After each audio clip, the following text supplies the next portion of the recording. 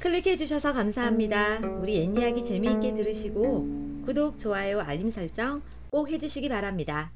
전설천하 이야기 시작하겠습니다. 제5화 산 비둘기 떼. 어서 빨리 오너라. 이러다간 동이 트겠다. 사람들 눈에 띄면 큰일이다. 뒤따라오던 어머니가 급히 재촉하며 앞서 걸었다. 이러다가 정말 새벽녘에 일찍 잠에서 깨어난 이웃들의 눈에 띄기라도 한다면 정말 큰일이었다. 그러기 전에 감쪽같이 이 아이를 버리고 재빨리 돌아와야만 했다. 어머니는 영산강물이 와닿는 칙칙한 대숲을 향해 어둠 속을 앞서 걸었다. 채시처녀도 어머니를 따라 걸었다. 어머니는 대숲이 넓은 바위 위로 오르더니 저 멀리 흐르는 강물을 바라보았다. 푸르스름한 새벽 별빛이 안개 자욱한 먼 강물 위로 희미하게 떠서 반짝이고 있었다. 저 별빛도 동력의 햇빛이 터오면 바로 빛을 잃고 사라지고 말 것이었다. 어머니가 뒤따라온 채시처녀에게 눈짓을 했다. 채시처녀가 느끼기에는 그 어머니의 눈짓이 마치 바위 아래 대숲으로 아이를 굴려 떨어뜨려 버리라는 신호만 같았다. 채시처녀의 마음속에는 이 아이 때문에 자신이 겪었던 지난날의 온갖 고통이 한꺼번에 일순 치밀어 올라와 그만 강보에 쌓인 아이를 사납게 곤두박질 쳐 버리고 싶은 생각이 불끈 치밀어 올랐다.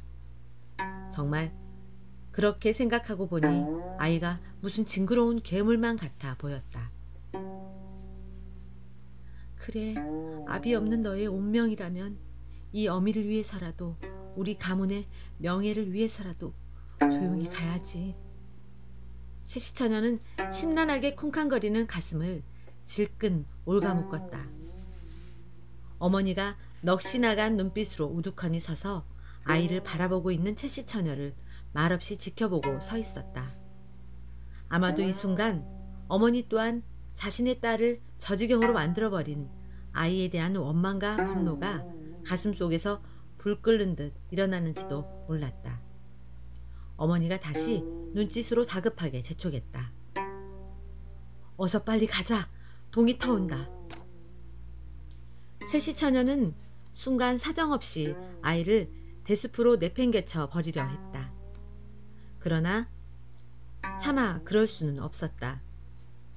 채시처녀는 오락가락 만감이 교차하는 심란한 마음을 겨우 진정시키며 어머니에게 말했다. 어머니, 이 아이가 너무 불쌍하군요. 아버지의 명이라지만 차마 버리고 갈 수가 없군요. 생각 같아서는 저 숲으로 던져버리고 싶지만 사람으로서 차마 그럴 수가 없군요. 강보에 싸긴 했지만 어차피 날도 춥고 하니 그냥 여기 두면 제 운명대로 살거나 죽거나 하지 않겠어요? 채시처녀는 급하게 눈짓을 보내는 어머니에게 말했다. 잠시 생각에 잠긴 듯 서 있던 어머니가 말했다. 어떻게 산 생명을 죽일 수가 있겠느냐. 누가 보기 전에 어서 두고 가자. 여기는 강가라 사람들의 발길이 잦은 곳이다. 혹여 지나가는 사람 눈에 띄어 데려다 기르면 사는 것이고 아무도 발견하지 못한다면 그냥 죽고 말겠지. 천지신명께 이 아이의 운명을 맡기고 어서 가자.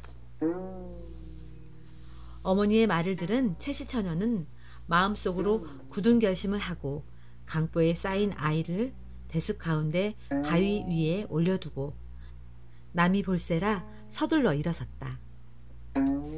그렇게 막 어머니와 채시처녀가 그 자리를 일어설 순간 하늘이 거뭇거뭇해지는가 싶더니 일순 밝아오는 동륙의 여명을 덮으며 시커먼 먹장구름이 사위를 감싸는 것이었다. 어머니와 채시처녀는 떨리는 가슴을 부여잡고 불이 나게 그곳을 피해 도망을 오고 말았다. 그날 집으로 돌아온 채시처녀는 도무지 마음이 불안해 견딜 수가 없었다.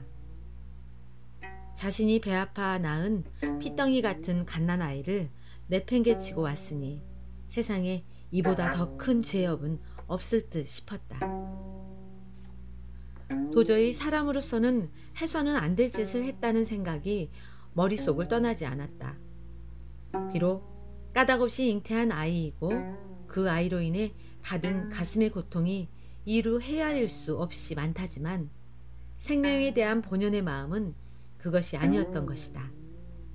하늘에는 천도가 있고 사람에게는 인도가 있다는데 말하지 못하는 산 생명인 갓난아이를 나 살자고 마구잡이로 버려두고 온 것이 못내 마음에 걸렸다. 최시처녀는 여러 달 동안 뱃속에서 한 몸으로 살아온 아이에 대한 모성애 때문에 견딜 수가 없었던 것이다.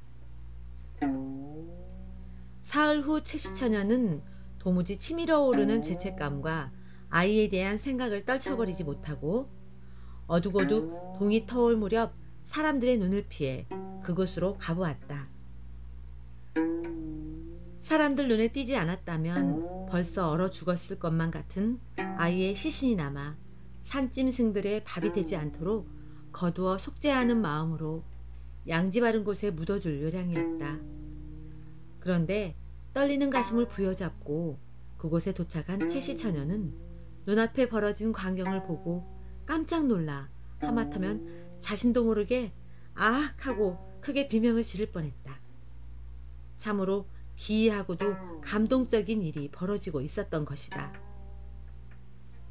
수만 마리의 산비둘기들이 거기 나라와 함께 모여 있었는데 자세히 보니 지난 봄 논뚝 밭둑에 만발하였던 새하얀 억새꽃 솜털을 부리로 뜯어와 아이를 따뜻하게 감싸고 돌보며 입에서 먹을 것을 토해 아이에게 먹여주고 있었다. 최시처녀가 아이를 버려두고 온 날 새벽녘 하늘을 뒤덮으며 시커멓게 몰려오던 먹장구름은 바로 다름 아닌 산비둘기 떼였던 것이다. 아, 참으로 기이한 일이구나. 저 아이를 버렸다가는 큰일이 나겠구나. 최시처녀는 놀란 가슴을 부여잡고 한달음에 집으로 달려갔다. 그즈음 최시대감은 딸이 겪은 불미스러운 일이 쥐도 새도 모르게 지나가 버리기만을 노심초사하며 바라고 있었다. 그런데 또 무슨 연유인지 이른 아침부터 헐레벌떡 득달같이 방문을 열고 들이닥친 딸을 보고는 덜컥 가슴부터 졸였다. 그래, 또 무슨 일이냐?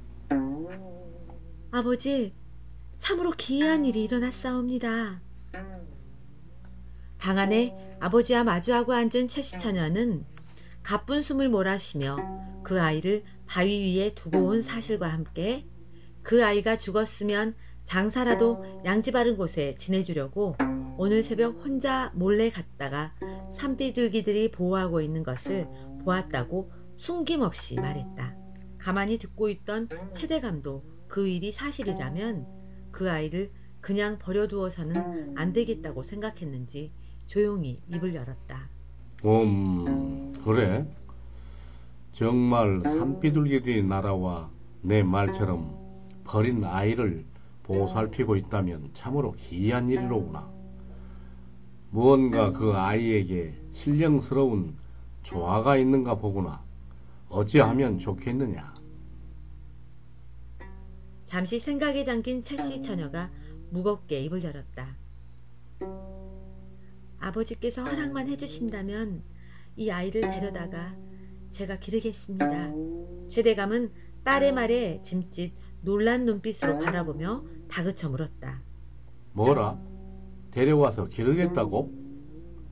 만약 이곳에 소문이 좋지 않게 나면 여자로서의 너의 인생은 그날로 끝장날 뿐만 아니라 우리 최씨 가문도 보통 큰 타격을 입을 것이 아닐 터인데 그리해도 좋겠느냐? 아버지께서 허락만 해주신다면 좋은 방도를 생각해 보겠습니다. 그리고 아버지, 저는 그 아이를 기르면서 평생 혼자 살 각오가 되어 있습니다. 그래?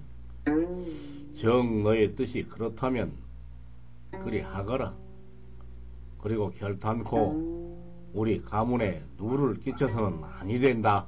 최대감도 그 어린 생명을 무작정 인정사정 없이 내다 버린다는 것이 어쩐지 사람으로서는 해야 할 도리가 아닌데다가 그 내다버린 아이를 산비둘기들이 날아들어 보호한다는 말을 듣고는 참으로 기이한 일이 일어난 것에 짐짓 마음이 걸렸던 것이다.